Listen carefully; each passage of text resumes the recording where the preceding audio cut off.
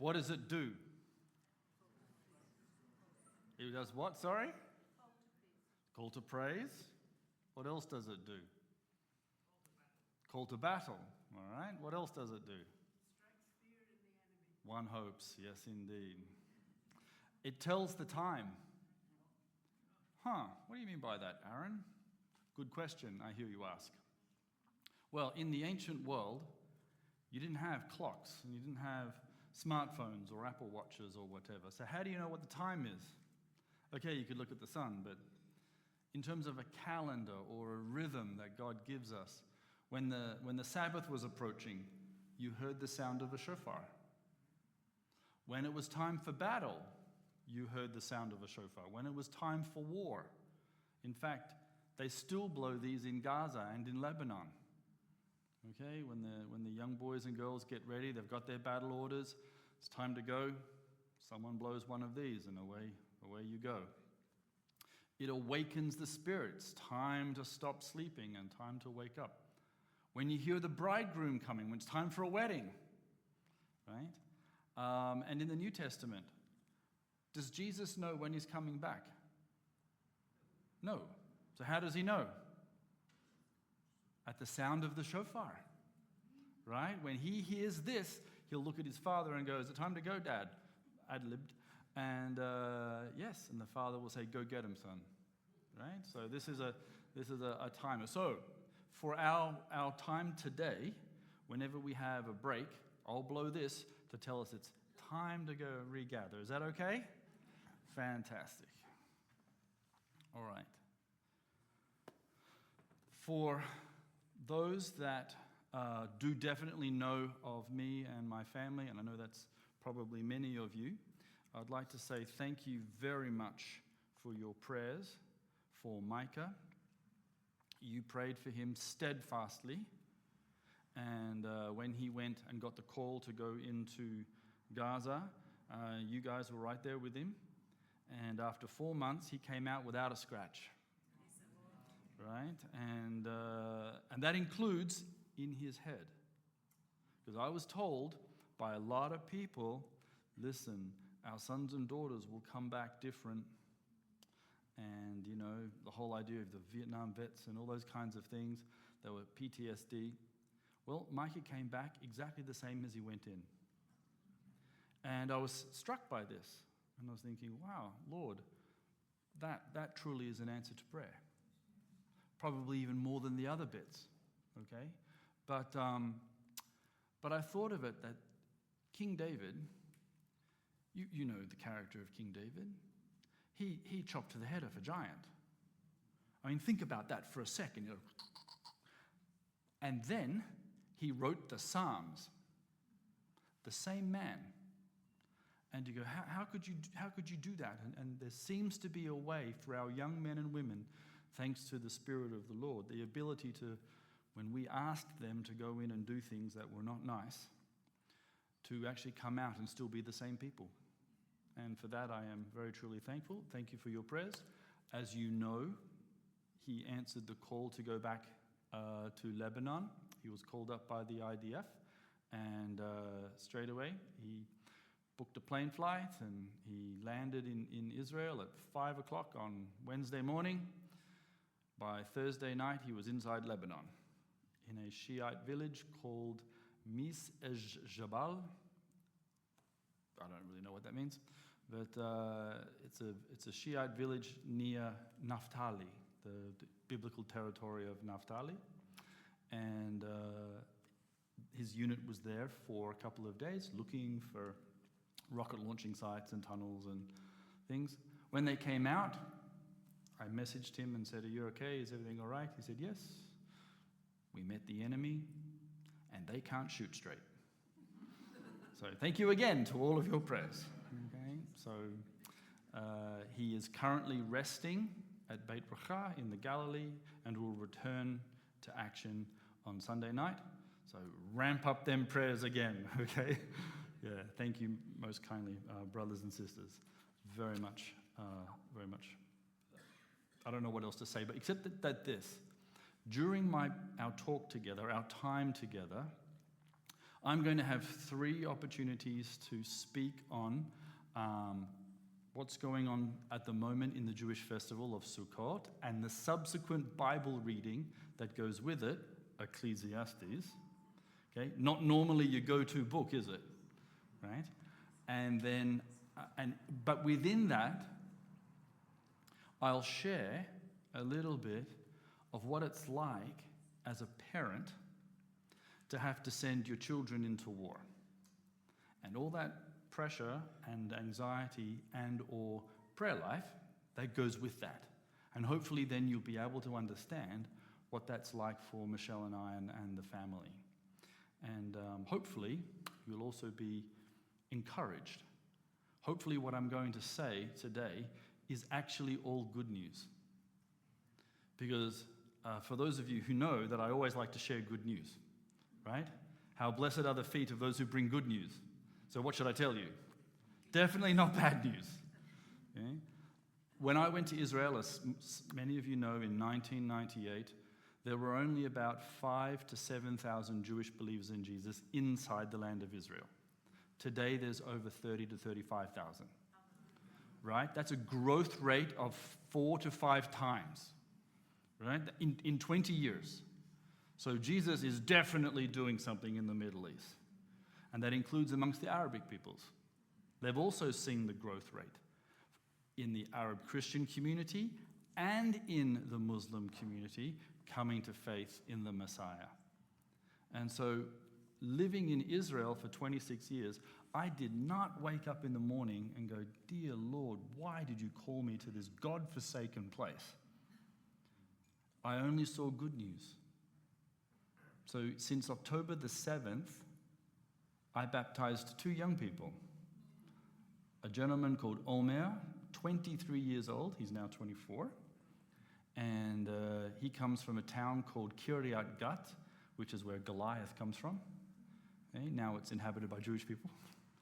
And a young lady, 21, who's now 22, called Abigail. And so even amongst darkness, there is the light. And if you only want to turn the TV on and only want to see darkness, then you are missing what Jesus is doing. So hopefully, if there's anything else that you may or may not miss today, I hope you hear some good news from the Middle East. Thank you very much. So, our first part of our topic, of our study together, is on what's going on right now in the calendar. What's the feast we're celebrating today? Sukkot, right? It is the festival of Sukkot. If you know the passages probably very well, but let's have a nice look at it in Leviticus 23, which is the rhythm and cycle of the Jewish calendar. God sets everything up in a rhythm and a pattern. As soon as he starts creation, we get this pattern of evening, morning, of days, of weeks, soon of months and years. And within the year, there is a pattern of festivals, a cycle of praying, of coming together, a cycle of reading the Bible called the Torah portion. And in Leviticus 23, you get that rhythm beginning, and it starts with which festival? The Sabbath. And the first of the festivals is the most common one. It's the one that actually comes around every single week. And if there's anything that I miss from being in Israel, and there are many things, the most one I miss is the Sabbath. Because there doesn't seem to be another day like it anywhere else. Even though we often try and think, well, we have Sunday here. But Sunday kind of just looks like every other day. All the shops are open, the traffic's just as bad,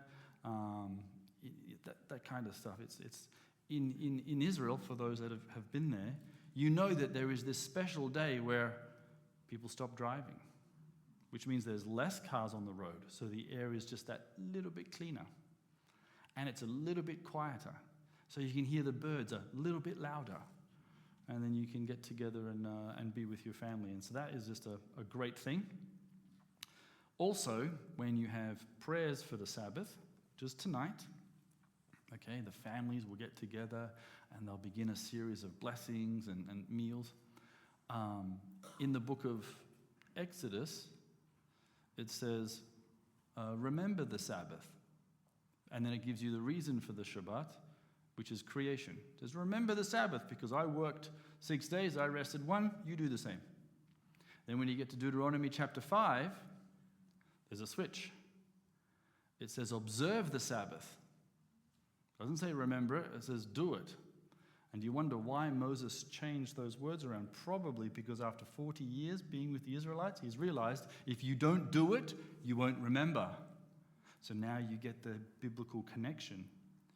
Do this to remember me. The way you remember something is by doing it. But then the reason for the Sabbath is slightly changed in Deuteronomy. He says, do the Sabbath because I took you out of Egypt. And the exodus from Egypt becomes like this center point of the beginning work of redemption. And the Sabbath is a continual reminder that God is in the redemptive business. And the entire calendar of the Jewish people is all about redemption. After the Sabbath begins Passover. Passover, where God reached down with a mighty hand and an outstretched arm and took out from Egypt a people that didn't know him. That might be they get a bit close together. Anyway, and then every other festival is linked to that. You get drawn out of Egypt when you don't know anything about God. The children of Israel had been in Egypt for 400 years. They didn't have a Bible, they didn't have a prophet, they didn't have a priest. They had no knowledge of who God was. And then they're brought to Mount Sinai, and then God reveals himself. So redemption leads into revelation, and then the next couple of festivals, you get the festival of blowing of trumpets, and the Yom Kippur, the Day of Atonement, and then the one that we're coming up to now, the Feast of Tabernacles, where the Jewish people are told to go out and create these little structures. And so this festival is linked to Passover. Let's find out how. Okay, in Leviticus 23, at the Feast of Tabernacles, which in my Bibles is verse 33, starts off, the Lord spoke to Moses. So, just stop there. God could have easily have spoken to Aaron. Who's going to be bringing all the sacrifices to all the Israelites? Will eventually bring their sacrifices to Aaron. So you probably want to give him some information about what's going on. But God tells Moses. Now that doesn't mean God couldn't tell Aaron, because God speaks to Aaron as well. When Moses was in Midian and arguing with God, saying, don't choose me because I can't talk, then God says, Exodus says, God spoke to Aaron, come out of Egypt and meet Moses. And he does. And then they work together. And then you get, eventually at the end, you get the book of Deuteronomy, which is the single longest monologue in the entire Bible. So somewhere between saying to God, I can't talk, to single monologue along the entire Bible, Moses has figured out how to communicate. But here, the Lord speaks to Moses, you go tell the Israelites. Could God have told the Israelites? Yes. For some reason, God delights to share everything with humans, including the mission. So God made a garden, he put a man in it, and he said, you take care of it. I made it, now you tend it. Could God have taken care of the garden? Yes, he certainly could have. But he delights to share his creation with man. When God made all the animals, who named them? Adam. I mean, God made all the animals. He could have each one given each one a name, brought them to Adam and said, you see this thing? It's a giraffe. It's a cool name, isn't it? But instead, he brings the animals and says, okay, Adam, you tell me what that is, and I'll accept it. And then Adam starts giving the names, and I'm sure God probably went, that's an interesting one. Wouldn't have suspected that one. What do you call this? Platypus. I was wondering what you're going to call this dumb thing. I don't even know what it was. A duck, mammal, what? Okay. Hippopotamus. Okay, that's a mouthful. You don't want to change that one? Okay, hippopotamus. Does anyone know what a midrash is? Okay, have you heard of the term midrash? Yes. Okay, a midrash is a story usually told by the rabbis or the sages. A midrash is a story that's not true, but it tells the truth. Okay? A story that's not true, but it tells a truth. Okay? We call that a sermon. Okay? But the midrash goes like this. God brings the animals to Adam. Adam gives them the names. And at the end, that is in the Bible, by the way. At the end, God says, okay, Adam, what's my name? Right? There's this idea of this incredible close partnership that humans have with the living Lord, where God says, give me a name, and I'll even accept that.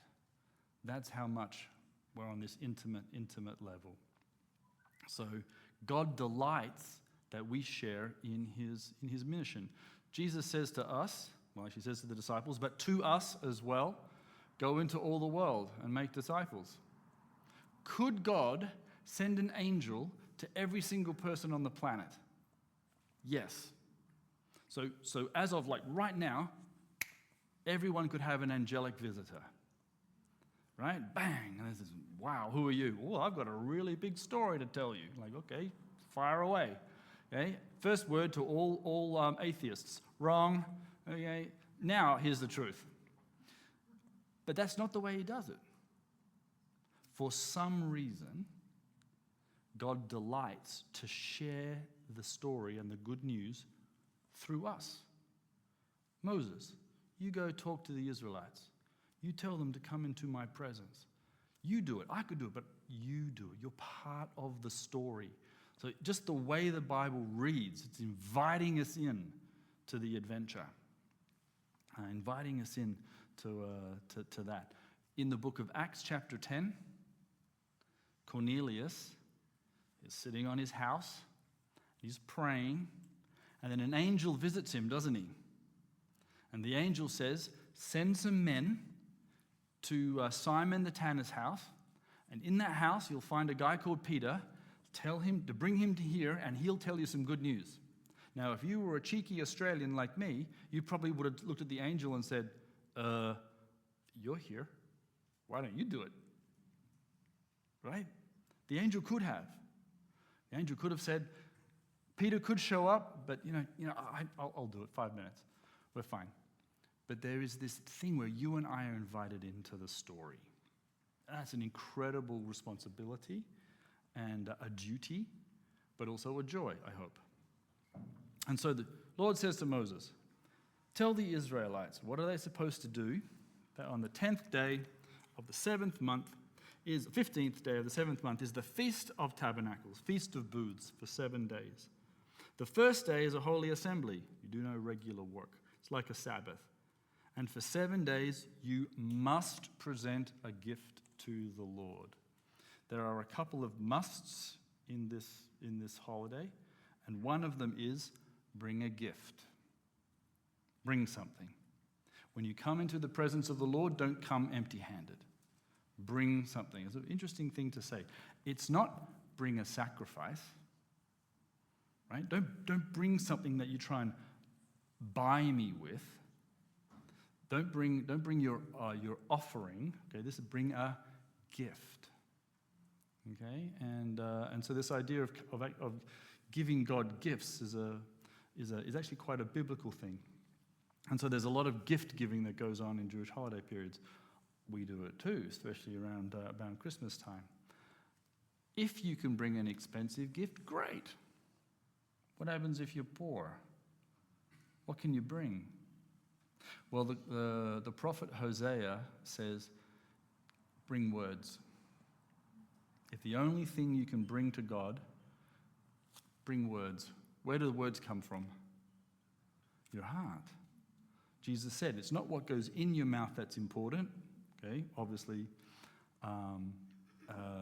don't eat and you die. But it's not what goes in your mouth that's important. It's what comes out, because it comes from your heart. So the idea of if you bring something, but if you can't, then just bring God your heart. Bring him the words that you've got to say. In fact, what Moses does in Deuteronomy is he takes everything and he makes it on the heart. Because it's in Deuteronomy you get the words like, love the Lord your God with all your heart, right? And we're in Deuteronomy 4. When you seek me with all your heart, you will find me, which is a beautiful promise. So bring gifts at this time. Brilliant. Okay, on the 8th day, there's also another a holy assembly. That today is called Simchat Torah. The end of Tabernacles is Simchat Torah. This year it will be on the 24th. That is the Jewish date for the massacre on October 7th. October 7th was Simchat Torah. We had gotten through all of the Feast of Tabernacles. We were celebrating the Simchat Torah, which means the joy of the Torah. It's the day when you finish the cycle of reading Bible and start again. And so this on the 24th, you might find some Jewish people having a deep introspection time again, because on God's calendar, that's when the attack started. All right, but it's also a Sabbath. So this festival gets 3 Sabbaths. Because it's a week long, a Shabbat will fall in there somewhere. So this is actually a really good holiday, because it's full of holidays. Okay? Lots of no working. And it's a solemn day. You mustn't do any regular work. So these are the appointed times of the Lord that you must proclaim as holy assemblies. So must, again. You must understand that there is a time for everything. I wonder if that's why they attached Ecclesiastes to this festival. Because there's always, in every Jewish holiday, there's a book that you read. Went for Pentecost, for Shavuot, it's Ruth. I mean, that's kind of an easy one, because there she is in the field, and it's a harvest festival, and it just seems to fit. For Passover, do you know what book they read? Song of Songs. And you go, that's an interesting one. Wonder why that is. The festival, Passover, is redemption. It's the beginning of redemption. God brings you out of Egypt when you don't know anything about him. It's brilliant. And the book of Song of Songs is, it's one of the only books of the Bible that the Jewish people always read allegorically. Allegorically means they don't take it literally. Right? Now, why don't they take it literally? I hear you ask. Tough question. Okay, it's because if you do take the Song of Songs literally, then most Jewish people will be going, gee, I wonder why there's an erotic love poem doing in my Bible. Okay, because we read it in English, and in Hebrew, when Shulamit gets her hands on Solomon, all kinds of crazy stuff's happening. Okay, you go, ooh, that's interesting. In Jewish tradition, you're forbidden from reading that book until you're 30. Okay? I don't know. You go, wow. Because there's a few verses where you see the English translation, you look at the Hebrew and you go, that's not what it says. Okay? They're just being kind. But there's this girl, Shulamit. She's madly in love with Solomon. And Solomon is desperate to find her. And the two just want to get together. How many women does Solomon have? Yeah, way too many. Okay? But you notice something about Shulamit? She doesn't care. As she goes through her desire to have Solomon come, she never says, oh, here comes, Solomon, skipping like a lamb on the hills, and those 900 other chicks, she does not care. All she has one thought, and he only has one thought, and that's like God. Right? Yes, he loves absolutely every single one of us as a group, but also as an individual, doesn't he? It's a beautiful book. It's a great story of love and the desire of God to be with his people. So that's read then. On Yom Kippur, which we just had recently, you read the book of Jonah, which is an interesting thing to do because Jonah is the Yom Kippur is a festival of atonement and repentance. Who's repenting? Jewish people. When you read the book of Jonah, who's repenting? Gentiles.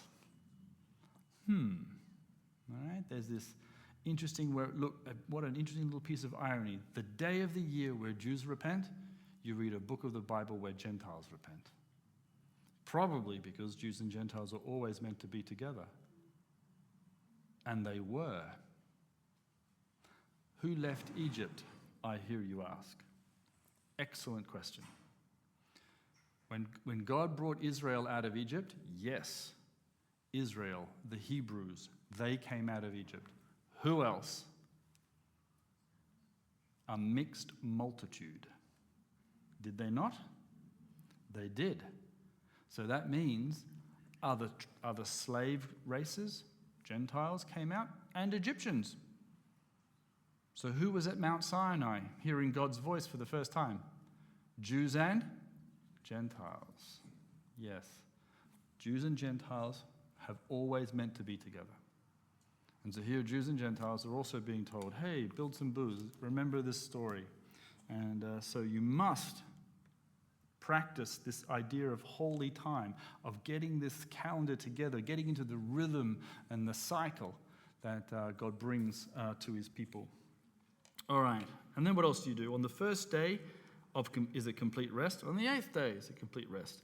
On the first day you must take for yourselves branches of majestic trees, or in Hebrew, etz pri hadar, fruit of a wonderful tree or something like that. But also take palm branches, myrtle, and the leaves of a willow. But it doesn't tell you why. It just says take them. Now what do I do with them? Okay, I've got these 4 things. And 4 is an interesting number in the Bible. There are lots of interesting numbers. 7s, 8s, 12s, 40. What are some other good numbers? 1,000. Okay. But 4 is a big one. How many Gospels do we have?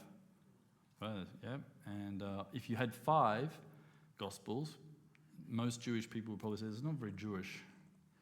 Okay. If you had 3 Gospels, you'd probably be going, we've lost one. Okay. 4 is an interesting number. And but what do these plants have in common? Or what do these plants not have in common would probably be the right question. You've got 3 pieces of plants, palms, willows, and a myrtle, and you've got 1 fruit. It doesn't say it's an etrog, but that's what we use today. Okay, what's an etrog, I hear you ask? It's a giant lemon, okay, and they're really expensive. So normally lemons are like 10 pence or something like that. Okay, but imagine buying 11 for £40. Right? I remember once the Prime Minister of Israel holding up a lemon in one of his addresses, saying, "This etrog cost me 400 shekels. I don't know whether I'm being religious or stupid." Okay, but there's a reason for why I've done this, and what's the reason? Doesn't say in the text. So you have to search, and you search deeply. When Jesus was talking to Peter after the resurrection, yes, he said, "Feed my lambs, feed my sheep." And when he asked, "Do you love me, Peter?" and Peter said, "Yeah, I do," he then turned around and said, "I give you the keys to the kingdom of heaven." What are the keys to the kingdom of heaven? How many keys are there? And the answer is 2. 2 keys to the kingdom of heaven. What would they possibly be? David said in his Psalms, "Create in me clean hands and a pure." So it's hands and heart. So it's the key to your heart. Do you love God? Do you have faith? The key to your hands. Do you actually put your faith into practice? And you got to have both. Now, in these plants, what you do is you tie these 3 plants together and you hold your etrog in one hand and you hold these other 3 things together. Why do you do that? Because each of these 3, palm, willow, myrtle, each of them either has a smell or a taste, but they don't have both. Whereas the lemon has both a nice smell and it has a nice taste. And so what they say is there are 4 types of disciples in the world. You have disciples who are really quick to hear the words of God, but really quick to forget. By the time they've heard a sermon, they've lost it by the time they've left the front door. They'll never learn nothing. There are other disciples who are really slow to learn. They will be at Bible college, they'll be studying their Bible, they'll go through all their life, but they'll keep asking the exact same question. They never learn. And there'll be other disciples that are really slow to learn, but they're really quick to forget. So there's this idea that disciples will have the love of God, but they won't do anything. Or they'll do stuff, be good people, but they'll never love God. But the lemon, the etrog, has both. And so the desire, or what Jewish people are doing right now, is they're contemplating, can I be a good disciple? Can I have both a clean hands and a pure heart?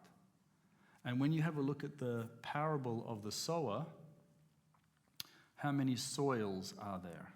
How many types of soil does the sower put his seed on? 4. Right? And so stony ground, rocky ground, and something else on the side of the road, I think. But there's one good soil where everything grows. That's also an image of the four types of disciples. And when Jewish people pray at this time, they gather the 4 together, they put them towards their heart, and then as they pray, they'll take it out and shake it to the 4 corners of the world. Actually, they do it in quite a few different directions. But those are the things they're contemplating at this time, and they also have to build these little booths. Why? Because it says this is to remind you of your wanderings in the wilderness. It links you back to Passover. Reminds you were redeemed as part of the redemptive story. You ended up in the desert. Why in the desert, I hear you ask? It's because the word for desert in Hebrew, does anyone know? It's midbar. Okay, what's so special about that? Well, it's also the same word for speak. The same word, desert and speak, are exactly the same word in Hebrew. Where does God speak to all his heroes? In the desert. Israel, when you're in the desert, that's a place of no water, it's dangerous, you've got lots of enemies. I mean, you're really out of your comfort zone, but that is where Israel is being formed as a nation. That's where they're becoming the people of God. That's where you're hearing God's voice. There are no distractions. There's no internet. There's no big screen TV, right? There's no big shopping mall. Israel goes to the desert, Abraham's in the desert, Moses is in the desert, David's in the desert, Jesus in the desert. Okay, Elijah goes to the desert, all of God's heroes run to the desert, and that's where he encounters them. So, and that sometimes a very dangerous place is where you hear the voice of God. And you think, well, why can't I hear the voice of God in a very nice place? Well, you can, but you also hear it in a dangerous place. And then you turn to Ecclesiastes, the book that you're supposed to read at this time, and it's part of what's called the wisdom literature, where wisdom literature is Proverbs, Ecclesiastes, Song of Songs, and these kinds of books. In Hebrew, it's called Kohelet, which is a word that no one actually really knows what it means. It only appears in Ecclesiastes. It's from the word Kohelet comes from the verb kahal, which means to gather or to assemble. So Kohelet probably means the person who gathers everybody together. It's in the feminine form, which always makes people go, oh, that's interesting. Why is it in the feminine form? However, that shouldn't actually surprise us, because in many ancient languages, you have male and female. As Arabic has it, Latin has it, French has it, German has it. They've also got neuter. Hebrew has it. English doesn't. So we kind of forget that everybody, when they speak, has masculine or feminine. Okay? I often get a little bit confused when you get those interesting wokey people who say that we should always use interesting personal pronouns and stuff. And you go, it's very easy to do in English. It's very hard to do in other languages when everything's masculine or feminine. No, really very hard. And Kohelet, it's a feminine form, but sometimes things that are feminine also relate to masculine things, and sometimes things that are masculine also relate to feminine things. There's a part of all females, this is a bit you might want to edit out, it's a part of all females that you all have, and the word in Hebrew is masculine. Okay? These things are called shadaim in Hebrew, and that's a masculine word. The most feminine thing on the female body is masculine. How strange. One of the names of God is El Shaddai. Now we translate that as God is, or God Almighty. That's not what it means. El Shaddai literally means God is my breast. What do breasts do, apart from look nice? They give life. A baby which needs nutrients to grow and that connection with mom, that's where you go. So God says, and he's happy to call himself that. I am El Shaddai. I am the thing that gives you life. You get all your nutrients from me. You get all your life from me. I sustain you. I care for you. This is the warm, safe place. He's also called Adonai Tzavaot, the Lord, commander of heavenly armies. He does have strong names, very powerful names, but he also has a side of him that's also very gentle and merciful.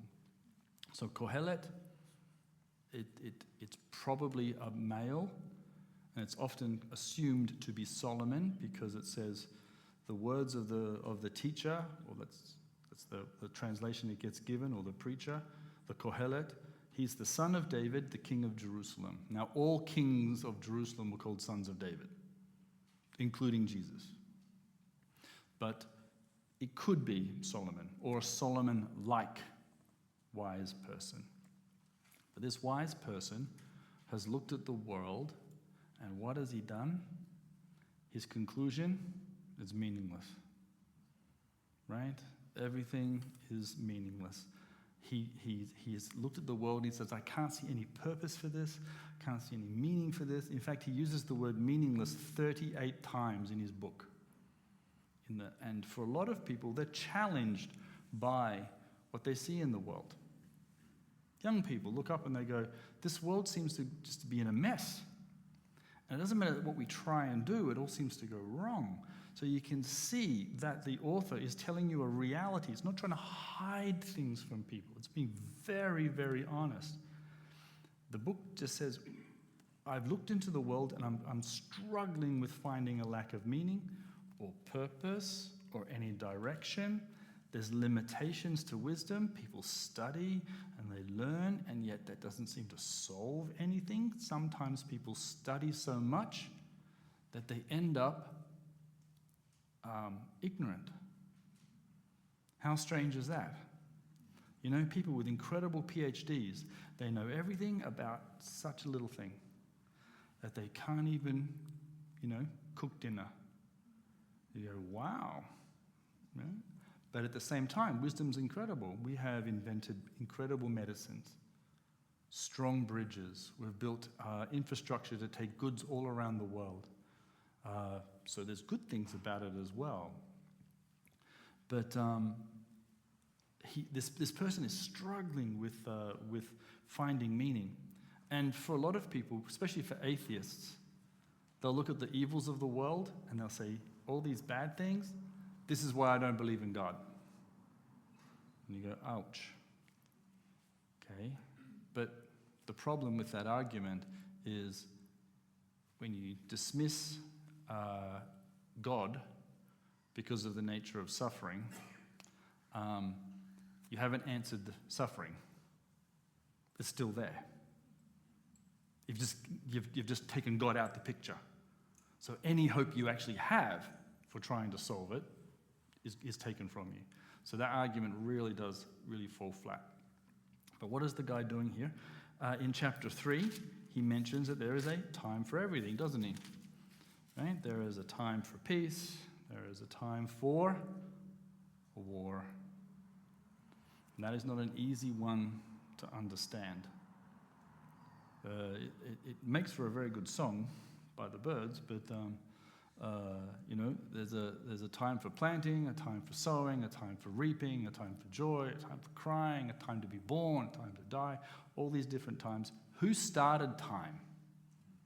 God. And that's actually quite an interesting thought, because before God made the world, there was no such thing as time. Then God made the heavens and the earth. Again, another interesting sentence, because for Jewish people, you know how Jewish people always ask questions of the text? They read the first sentence and it's, in the beginning, God created the heavens and the earth. Question, where was God before he made heavens and earth? Like, he didn't make heaven so that he had a place to live. Right? It's not that he made heaven and went, oh, thank God I've got somewhere to sit down. Should have done this before. Okay? But he makes things in couples. He makes heaven and earth. He makes day and night. He makes male and female. And the only way to understand one is to have the other. If the world was just full of girls, then girls wouldn't know what girls were. Same for boys. If the world only was full of light, none of us would know what darkness was, and vice versa. In fact, and here's one of those very interesting philosophical ones, if when God said this is good, what must he also know? What is not good? So by the very action of saying this is good, what have I also made? Not good. Did God make not good? No. He only made good. But by doing it, and then there's this other thing, but he didn't make that. It's very hard to wrap your head around. And so the wisdom writer of Kohelet, Ecclesiastes, sits there and he goes, I look at the world and I see good and I see evil, and they all seem to go to the same place, and I don't get it, and I really struggle with this. So what's my conclusion? And my conclusion is actually the same thing that a lot of us as parents of soldiers in the IDF had to come to, is that there's so much going on in the world that I don't understand. I don't understand it all. I don't always know its purpose, don't always know its meaning. So do you know what I have to do? I have to surrender control to God. So much of the world is beyond my control. I can't make Hamas stop fighting. I can't. I can't make my neighbors believe in Jesus, even though I want to smack them on the head until they do. Okay? Right? I can't make my own brain pass physics tests, so I'd really like to. Physics is a fascinating subject, but every time I take an exam, I fail.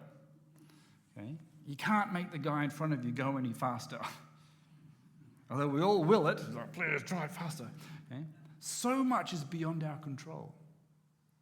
And so when I sent my son, and many of us sent our sons and daughters into battle, we had to tell them. So we got them all together. Parents were allowed to bless them and pray for them, and we all did. Then we said to them, I said, Micah, we need you to be brave. Like, a lot of us are scared. We're uncertain. We're very confused. We need you to be brave. We need you to go in and try and find the hostages. We need you to be incredibly brave. And it's very possible that the enemy hurts you. Or you might have to hurt the enemy. And all of that is beyond control. So I have to surrender that to God. And you know that takes a burden off you. Okay? And then you look at words like this from this man who was looking at the world, and he says, you know what? There is a time for peace. There is a time for war. Do I know when it all is? No. So I'm going to give that to God. And then that's going to make me, and trust me, we all prayed a lot more than we normally do, praise the Lord. But, and then the conclusion to Ecclesiastes, this is the book Jewish people are reading at this time. It's going to have a lot of impact in this time period. In chapter 12,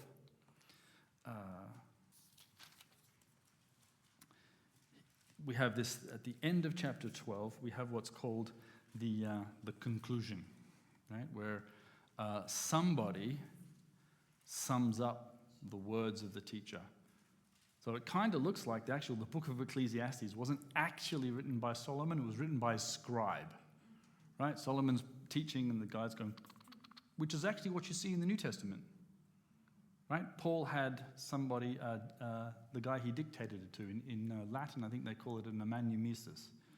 Do not ask me what that word literally translates as, but the guy who writes down stuff. And he goes, the conclusion. Not only was the teacher wise, and he also taught knowledge to the people. That's a good thing. If you've got wisdom, what should you do? You should share it.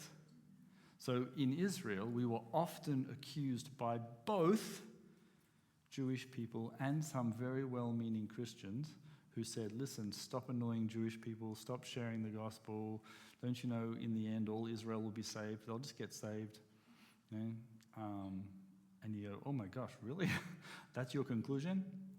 And I remember a brother, a Jewish brother from Iran, Persian origin, said to this man who was challenging us, he said, you know, if you have the truth, if you know the truth, but you don't tell me the truth, what does that make you? It actually makes you evil, right? If we know that outside there is a car that is going to run over the very first person who goes outside, what do? We tell each other, guys, don't go outside right now. We've got to wait for that other car to go, and then we can go outside. If we just keep our mouth shut, uh-oh. And so he says, not only was the teacher wise, he shared it. It's exactly what we have to do. We have to share the joy that we have. We have to share the passion that we have. We have to share sometimes the times when we don't understand everything. It's okay to tell people, you know what, I don't know the reason for this right now. I've had to surrender this to God. I'm in just as much darkness as you right now, but God's got it under control. He carefully evaluated and he arranged many proverbs. So kind of does look like it might be Solomon, even though it doesn't physically say it. Okay. The teacher, this is the Kohelet, taught to find delightful words and to write accurately. He write accurately good, truthful sayings. The words of the sages, they are like prods, and the collected sayings are like firmly fixed nails, and they are given by one shepherd. So be warned, my son, of anything in addition to them. There is no end to the making of many books, and much study is exhausting to the body. Sometimes people use academia or wisdom or science to try and solve everything, but it doesn't. It's good, but it doesn't solve everything. Having heard everything, I have reached this conclusion. Fear God and keep his commandments, because that is the whole duty of man. Okay, so his conclusion, give it over to God, fear him, love him, do what he says, that is our duty. Okay, that doesn't seem very New Testament-ish, except it is. Let's turn to Luke 17.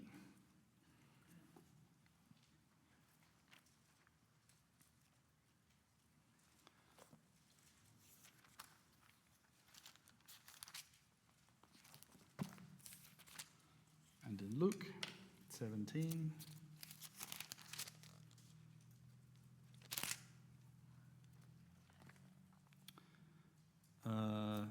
let's start at 7. No, 5. The apostles, the disciples, say to the Lord, "Increase our faith." So the Lord replied, "If you had faith the size of a mustard seed, you could say to this blackberry tree, 'Be pulled out by its roots, planted in the sea,' and it would obey you. Would any one of you say to your slave or servant who comes in from the field after ploughing or shepherding the sheep, 'Come at once, sit down for a meal'?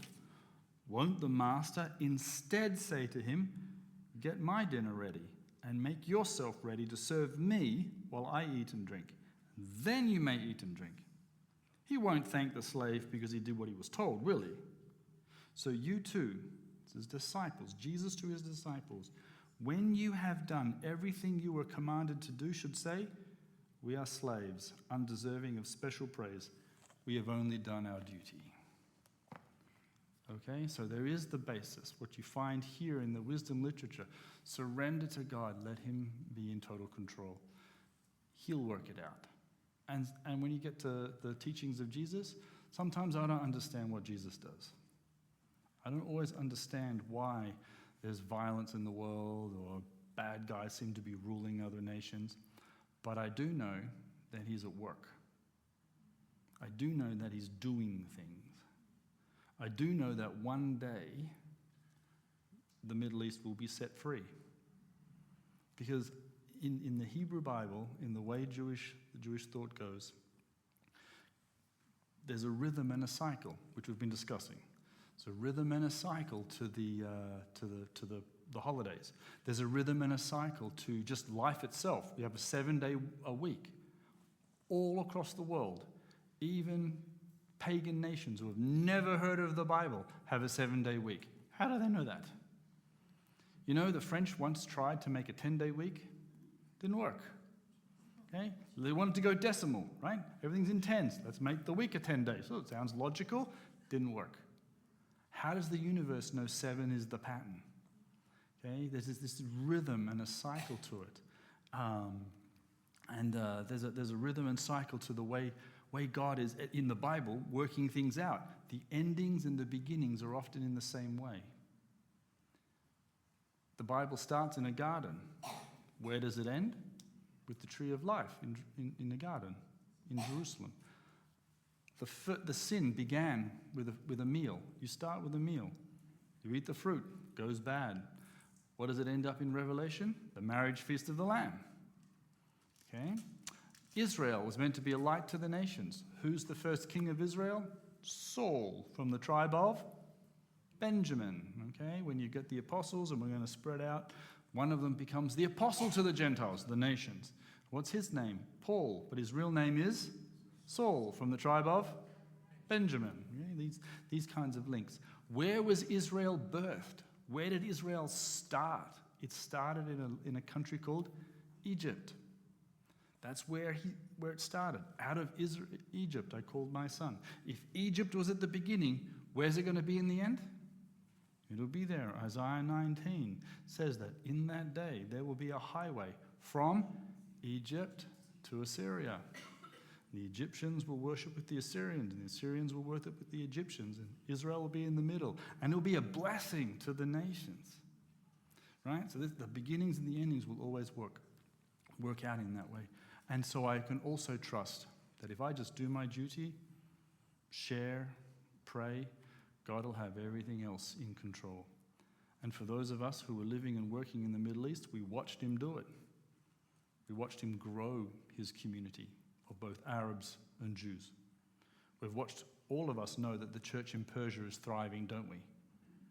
Right? It's also thriving in Egypt. Don't know if you know that. Largest church in the Middle East is Egyptian. Okay? And they often say, don't tell the Muslims, but you know, we're a third of Egypt. 1 in 3 are believers now. So you go to Jordan.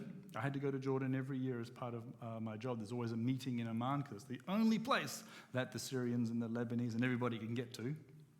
So in Jordan, every nation often has a sub-nation, or what we call middleman minorities in economic terms, of people who do jobs nobody else wants.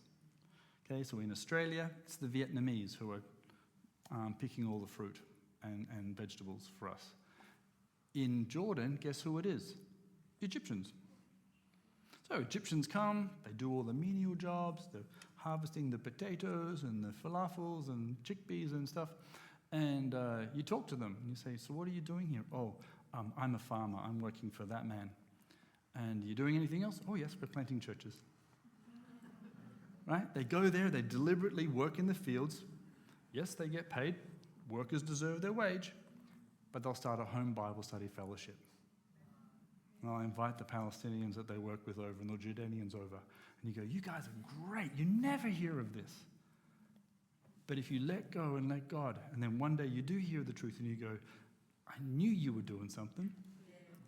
And I'm so glad that right now I got a chance to hear it.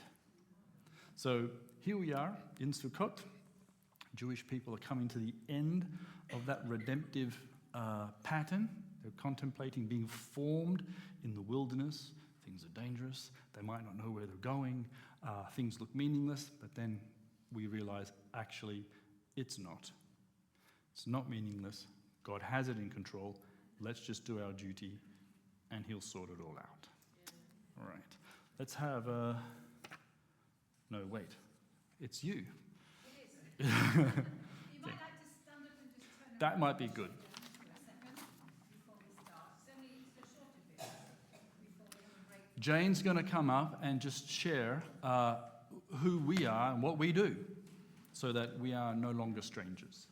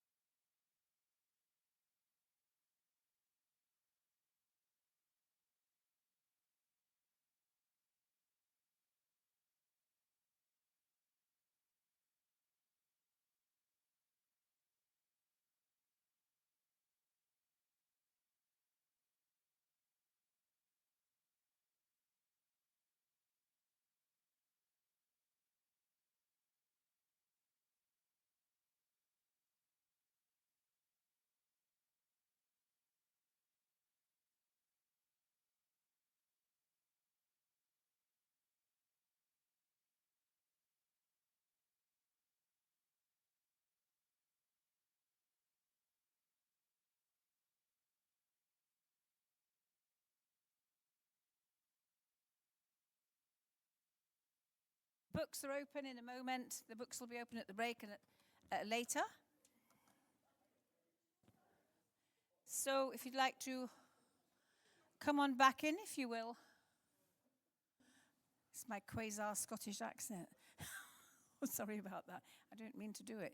It's just that listening to so many Scottish accents, you begin to sort of half imitate the Scottish English accent, only I don't do it really well, and my daughters cringe every time I speak like that. So, right, okay, so you can see that we are on 8 different kinds of social media. CMJ, the Church's Ministry Among Jewish People. And you can find us on all of those. Usually you'd look on the website or maybe Facebook. And we have a history to celebrate and we have a future to declare because we are 215 years old. We are the oldest missionary society in the world towards the Jewish people. That is still going. There was one older missionary society in Germany, Prussia, back in the 18th century. It lasted about 70 years and folded. But we've been going. Now, God must have a purpose because it can't be to do with the people. So why did missionary societies start in Britain? Well, it's because of the French. Not just because of the French, but there were wars and rumors of wars all over the world. And the French Revolution, the guillotine, was in 1789. And when the British aristocracy looked across the channel and they saw the French aristocracy losing their heads, they thought, if that jumps over the channel, we could be for the chop. And what do you do if you're afraid? Start praying, run to church, reading the Bible. Now, we had the Bible in English by then because the Bible had been translated into English, and now everybody could read it for themselves. And because of that, the aristocracy began to read that there would be wars and rumors of wars at the end of all time. They thought this could be it. And then they read that the Jewish people must go back to their land. And they read that every ethnic group across the world must have the gospel. So they set to form missionary societies, starting with yours. The Baptist Missionary Society started in 1792, and from then on, more and more.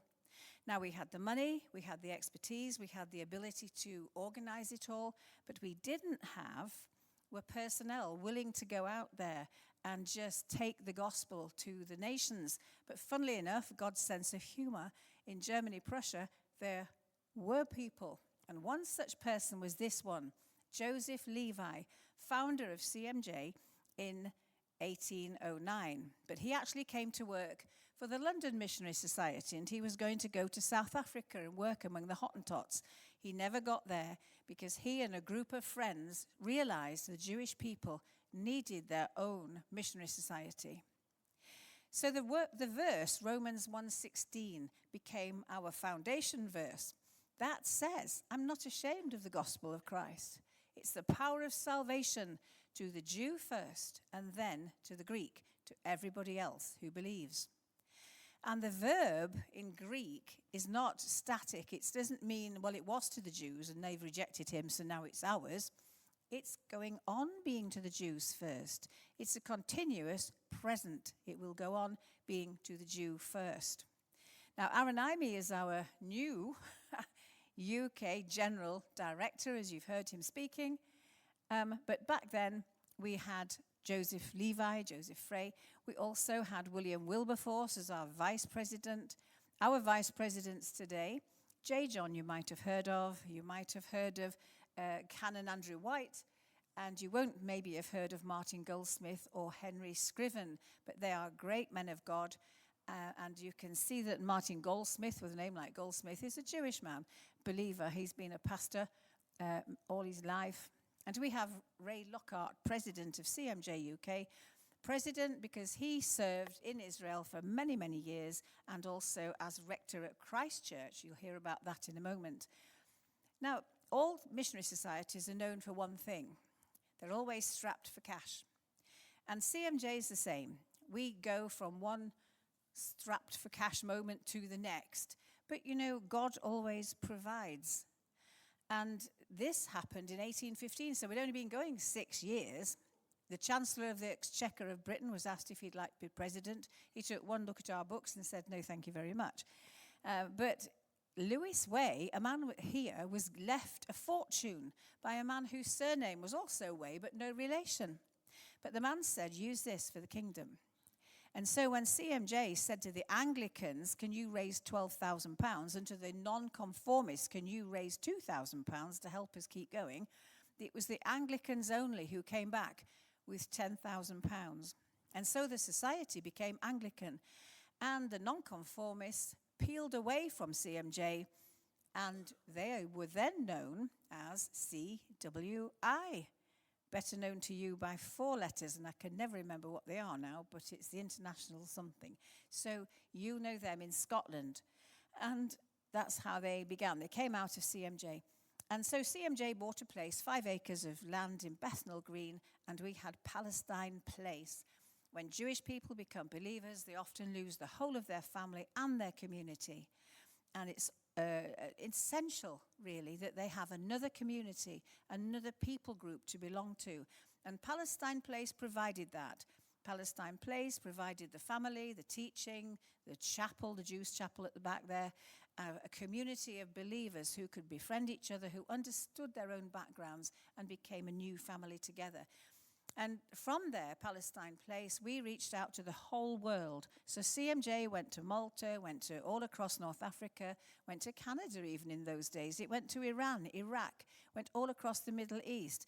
CMJ went into the whole of Europe. And by the time of the Second World War, we had over 250 missionaries. After the war, we had not very many, but then we began to grow again. That's what we've got now for our headquarters. So you see from Palestine Place in the east end of London to the countryside in the middle of Nottinghamshire at the moment. Now, one famous person who worked for us, and a lot of well-known people were on board with CMJ, including most of the all the bishops in the House of Lords, most of them. I think only 3 bishops were not CMJ. So 24 out of 27, say, were CMJ supporters, and that was the bishops in those days. So Lord Shaftesbury, he was with us for 50 years as vice patron and patron. He was a great friend of Palmerston. Palmerston was the foreign secretary at the time, and they hatched a plan that the British should send a consul out to Jerusalem. The CMJ missionaries were there by then from 1823 on. And so British thought, well, if we send a consul, we can keep an eye on the other European powers as well as the CMJ missionaries. And also, we ought to put out a bishopric. So they had a word with the German Prussians, and they decided that they would send a Protestant bishop out to Jerusalem, and they gave CMJ in Britain the first choice. And we chose Michael Solomon Alexander, a young Jewish believer who'd been the Hebrew teacher at King's College London. And he was really keen to go out there, and so he did. But he didn't go like that, like you would go if you flew out to Israel. You'd be on one of those, on an aeroplane. And it's an amazing view to see the coast coming into view. When I first went, everybody on the aeroplane clapped as soon as you reached the shore. But he didn't go like that. He went like this. So he went with his retinue of hundreds of them, it looks to be, doesn't it? But tens and tens of people went with them, his wife and allegedly his 12 children.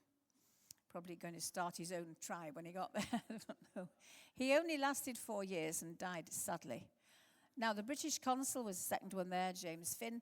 And if you can see the top picture over there, I'll show you a better picture in a minute. That's where the bishopric was, and also the consul's house. Now, the consul, there, you can see it better over there, is the house next door to the big church. The consul was Protestant. Who owned the land? Who was running the land at that time? It was the Ottomans. So they were Muslims. The Ottoman Empire ruled, and they didn't want any more churches. They had already quite a few, but not a Protestant one. Britain asked if we could have a church. They said, no, you can't. And then somebody had a God idea, and they said, oh, but the consul, he's Anglican, he's Protestant. He wants to worship in a Protestant way. And can he not just have a little chapel that is owned to worship? And the Ottomans said, yeah, okay. And of course, that was Christ Church, which is twice as big as his house next door Has anybody been to Christchurch? Yeah. Seen some of you there maybe. So that's where that comes. It's opposite David's Citadel. So that's a better picture. That's a modern picture of Christchurch it's now the rector's house. David Pileggi lives there. But when we were there in the 20s, and later when Mark Twain went in the 60s, 1860s, so that's 40 years after we'd started there, Mark Twain wrote about the land and he said it's dreadful. It's all rock, it's all marshes, it's diseased, malarial swamps, it's horrible. Don't even bother with Jerusalem. It's disease-ridden. You could walk round it in an hour if you walk very quickly because it's so small and it's all walled. And he said, I went 5 days and never saw anybody. It's empty. The land is empty.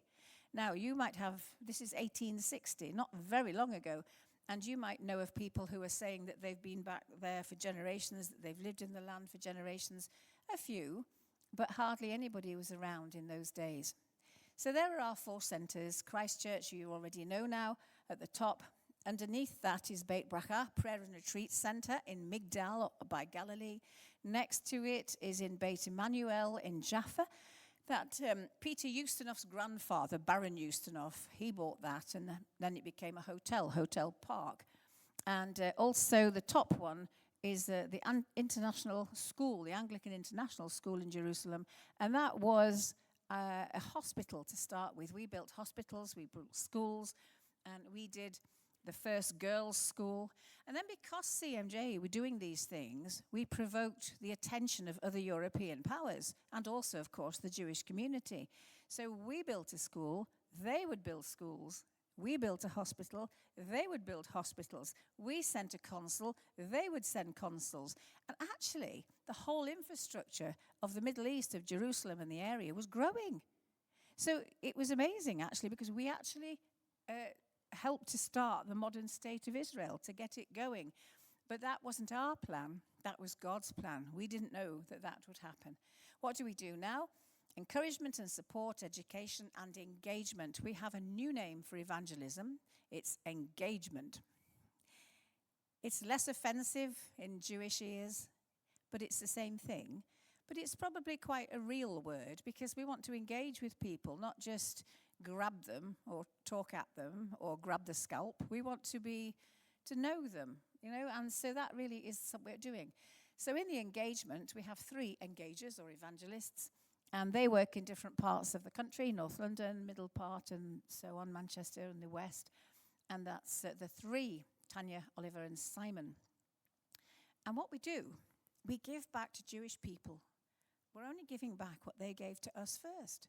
When you think about it, we would not known about Jesus, would we? We'd never have known he existed if the Jewish people hadn't evangelized or engaged with us first. And that's what we want to do. So we meet Jewish people at New Age fairs sometimes. Often there are not all Jewish people there, but there are a few because they have a spirituality and they're searching. We support them when they do come to faith, and we also support churches who are CMJ supporting churches, meaning that they're praying for Israel and praying for the Jewish people to become believers. We have a JET course. And the JET is an engagement course where you can take that as a course on your own.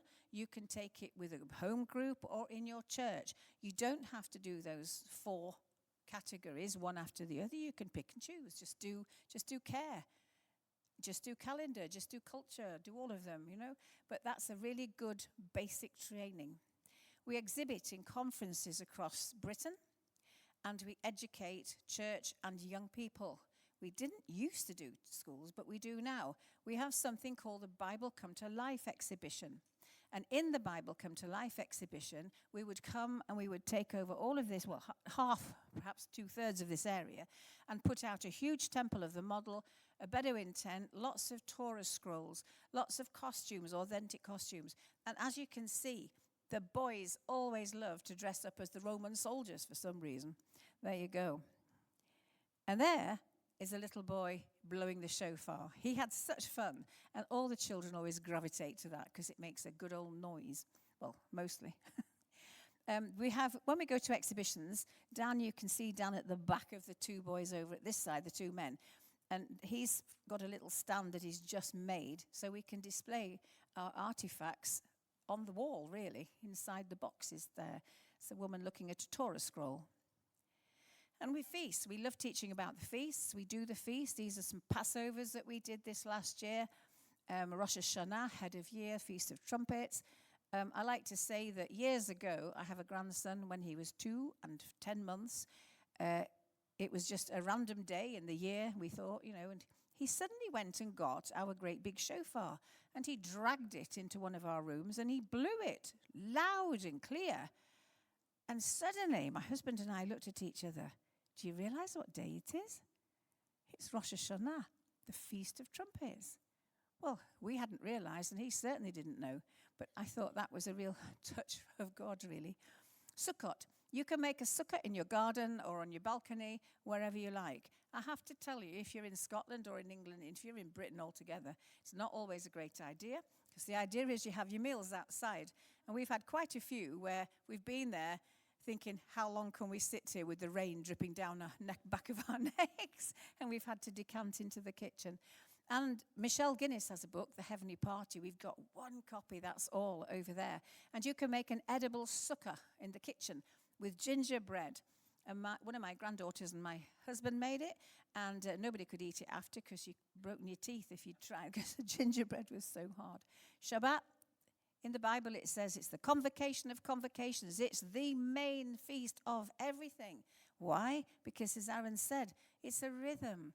God knows that we need a day off. 24 hours of, I used to think it must be so boring because they're having a Shabbat meal, having a meal, and then they're doing nothing and they can't wash it.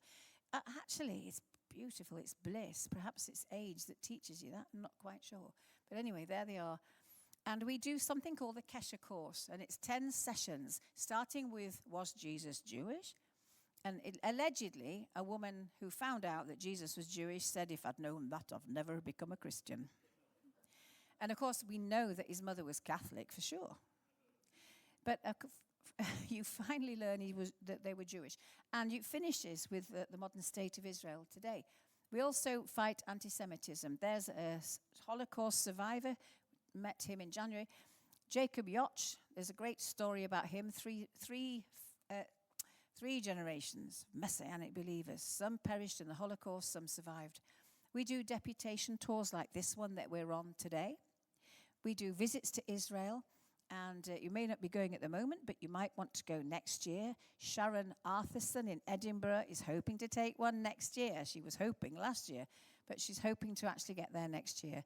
A lot of fun. You meet great people, and there's our Arab bus driver, and there's our Jewish guide. So in Jesus, we're all one. That's the beauty of being a believer. If you can't go to Israel, you might like to go on one of these, Exploring Israel with Jesus. It's a Christian retreat. And Phil Grasham is the man who is leading that, helped by Sally Ann Morgan, one of our workers in CMJ. And he's teaching you about Israel with videos and everything. He's talking with maps and linking it to Bible passages. Fascinating and well worth going if you can't actually go to Israel. Coming up every month, we have a prayer meeting, the 4th Wednesday of the month, only for an hour on Zoom. Please join us. Next year, we have a conference coming up, as usual, and this time it's Richard Harvey who is the speaker. All our leaflets are on there. All our leaflets, ask Aaron or I anything, ask Aaron or me anything that you want to do. And we would invite you to give. I don't really like to beg for money, but we do have expenses, and so we're going to take an offering. And if you want to become a member, which is what we would really encourage you to do, I will have the ability to take it by card or cash over at the desk if you want to be a member. Now, per year, it costs £30. I mean, that's kind of like a few cups of coffee, and especially but probably about 2 cups of coffee in the motorway these days, the way it's going. But certainly it's not much. And one person said to me, is that every month then? And I said, no, it's once a year. And they went, oh. So if you want to be a member, please do come sign up and help us. And if in helping us, you're going to get access to all our literature. You're going to get news and views from Israel, news and views from the UK. you're going to get access to all of Aaron's teachings that gradually are going to be put onto line in a special area, and all our members will be able to access that. So we have a lot of good things to offer. Please journey with us and help us to keep on telling the church that the roots of our faith are Jewish, and to reach Jewish people and tell them the answer to their life is their own Messiah, Jesus. And guess what? They're still Jewish. Thank you.